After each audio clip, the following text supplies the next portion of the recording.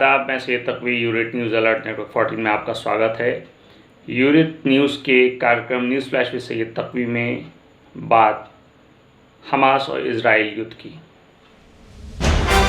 Hamas और Israel के बीच जारी युद्ध की भयानक तस्वीरें निकल के सामने आ रही हैं। आखिर ये युद्ध किस तरफ जा रहा है, इसको लेकर के कोई भी सही अंदाज़ा नहीं लगाया जा सकता है, क्योंकि रोज़ नई नई खबरें आ रही हैं। इजराइल ने अगर इस युद्ध को नहीं रोका तो शायद इसका परिणाम उल्टा हो। अब ये इस बात की धमकी ईरान ने भी दे दी है और हिजबुल्लाह भी शायद अटैक करने के पूरे मूड में है।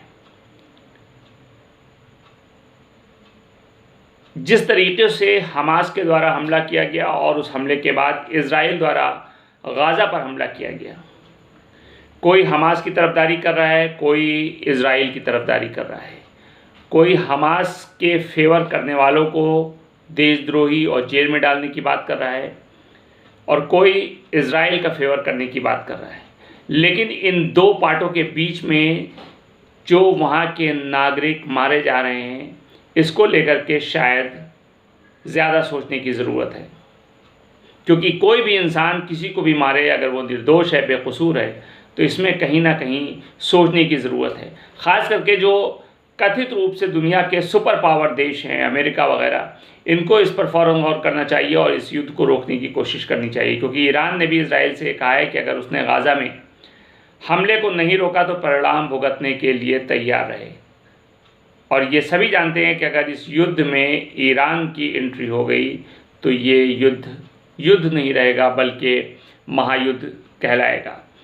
क्योंकि हमास के हमले के बाद इजराइल लगातार गाज़ा पर हमलावर है और जिस तरीके की तस्वीरें सामने आ रही है, उससे देखने से अंदाज़ा लगाया जा सकता है कि किस तरीके से गाज़ा पूरी तरीके से बर्बाद हो चुका है और वहाँ हर चीज़ की किल्लतें हैं, चाहे वो खाना हो, चाहे पानी हो, चाहे स्वास्थ्य सेवा हो, हर तरीके की वहाँ के लोगों को कठिनाइयों का सामना करना पड़ रहा है। इसी बीच ईरान ने इजराइल को ये धमकी दे दी कि अगर गाज़ा में हमला नहीं रोका गया तो उसके परिणाम भुगतने होंगे। यूएन के ज़रिए ईरान ने यह बात इजराइल तक पहुंचाई है। दूसरी तरफ इजराइल पहले से ही इस बात को कहता आ रहा है कि इस हमले के पीछे ईरान का हाथ है। कई रिपोर्ट्स में कहा गया है कि ईरान ने बैरूत में हमले का पूरा प्लान बनाया था।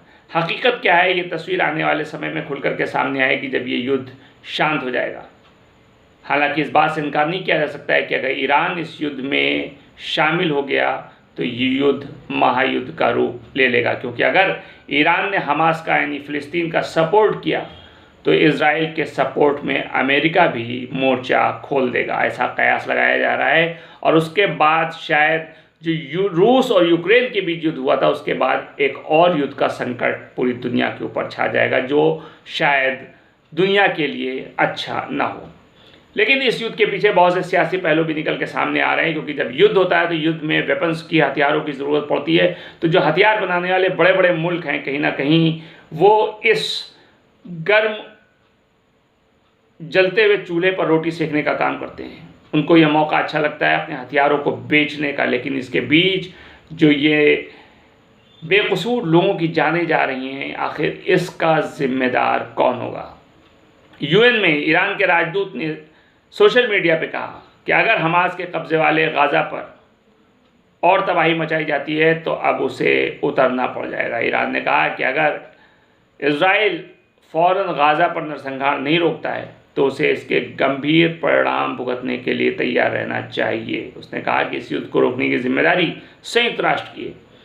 इजराइल गाज़ा पर लगातार हमला कर रहा है और ज़मीनी हमला करने की तैयारी कर रहा है। गाज़ा और इजिप्ट की सीमा के पास काफ़ी बड़ी तादाद में, काफ़ी बड़ी संख्या में फ़िलिस्तीनी रहते हैं। ऐसे में इजराइल उस इलाके को भी टारगेट कर सकता है।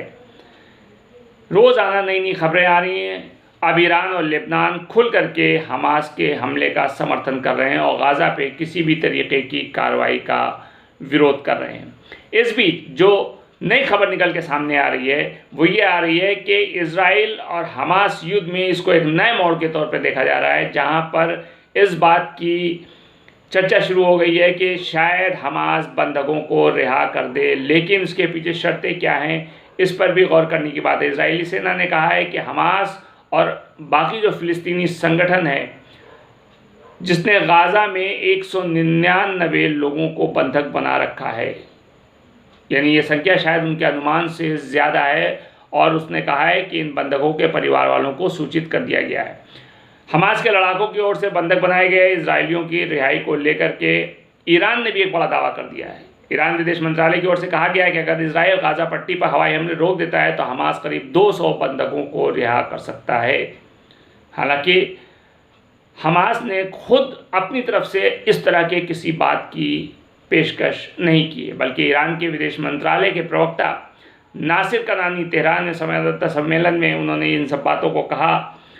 इजराइल के खिलाफ लड़ाई में ईरान को हमास के सपोर्टर के तौर पर देखा जा रहा है। हमास के अधिकारियों ने कहा कि वो अपने लड़ाकों की ओर से पकड़े गए नागरिकों को रिहा करने के लिए ज़रूरी कदम उठाने के लिए तैयार है। हालांकि उनका यह भी कहना है कि ऐसी पहल के लिए तैयारी की ज़रूरत पड़ती है। जो गाज़ा के विभिन्न इलाकों में जो बमबारी हो रही है उसके बीच में ऐसा काम करना नामुमकिन है, यानी सवाल जहाँ से शुरू हुआ था वहीं पर आकर के फिर खड़ा हो जाता है। हमास ने पहले कहा था कि अतीत में बहुत सारे ऐसी डील्स हुई है या एक्सचेंज डील्स हुई है, उसी तरीके से इजराइल की ओर से बंधक जो बनाए गए हज़ारों फ़िलिस्तीनी हैं उनके बदले में, यानी उनकी रिहाई इजराइल सुनिश्चित करे तो फिर फ़िलिस्तीन यानी हमास जो है वो बंधकों को रिहा करे, यानी कि कहीं ना कहीं बंधकों का व्यापार, बंधकों का ट्रेड शायद देखने को मिल रहा है। कनानी ने हमास का जिक्र करते हुए कहा कि उन्हें विरोध जारी रखने में किसी भी तरह की कोई समस्या नहीं है, यानी उन्हें कोई भी परेशानी नहीं। उन्होंने कहा कि वो लंबे समय तक प्रतिरोध जारी रखने की क्षमता रखते हैं। इजरायली सेना ने कहा कि हमास और बाकी फ़िलिस्तीनी आतंकवादियों ने जो 199 लोगों को बंधक बना रखा है ये हमारे सोच से कहीं ज़्यादा है। सैन्य प्रवक्ता एडमिरल डेनियल हगारी ने बताया कि बंधकों के परिवार वालों को सूचित कर दिया गया। उन्होंने ये भी बताया कि लेकिन इस बात को स्पष्ट नहीं किया कि क्या बंधकों की संख्या में विदेशी कितने हैं। उन्होंने ये भी नहीं बताया कि बंधक किसकी कैद में है, कहाँ पे हैं। इस बात का उन्होंने साफ तौर पर जवाब नहीं दिया। इस बीच यूनाइटेड नेशन ने भी बंधकों को तुरंत रिहा करने की अपील की है। संयुक्त राष्ट्र प्रमुख एंटोनियो ने हमास से बंधकों को बगैर किसी शर्त के रिहा करने की अपील की है। उन्होंने कहा कि गाज़ा में नागरिकों तक जो मानवीय सहायता पहुंचाई जानी चाहिए उसके लिए इजराइल को इजाज़त दे देनी चाहिए। उन्होंने कहा कि ऐसा इसलिए क्योंकि गाज़ा में पानी, बिजली और तमाम ज़रूरत के सामान ख़त्म हो रहे हैं। हालांकि उन्होंने ये भी कहा कि संयुक्त राष्ट्र के पास मिस्र, जॉर्डन, वेस्ट बैंक और इजराइल में इन तमाम चीज़ों की, भोजन पानी की व्यवस्था है, सिर्फ उसको वहाँ तक पहुँचाने की ज़रूरत है। लेकिन सबसे बड़ा सवाल हमारे सामने यही आता है कि इस जंग में जो निर्दोष मारे जा रहे हैं आखिर उसके लिए जवाबदेह कौन होगा? क्या उसके लिए जवाबदेह हमास होगा, इजराइल होगा, अमेरिका होगा या कोई और देश होगा? क्योंकि हमास ने अगर एक दिन इजराइल पर हमला करके लोगों को मारा था तो उसके बाद से इजराइल लगातार हमले करके लोगों को मार रहा है। यानी इसमें कोई भी दूध का धुला नहीं है और किसी को भी फेवर करने की ज़रूरत नहीं है कि किसी का फेवर किया जाए, कोई किसी को कुछ कहे, कोई किसी को कुछ कहे। बल्कि इस वक्त सबसे बड़ा मसला ये है देश और दुनिया के लिए कि इस युद्ध को कैसे रोका जाए ताकि निर्दोषों की जानों की हिफाजत की जा सके। देखते रहिए यूनिट न्यूज़ अलर्ट 14। मिलते हैं नेक्स्ट एपिसोड में, तब तक के लिए नमस्कार।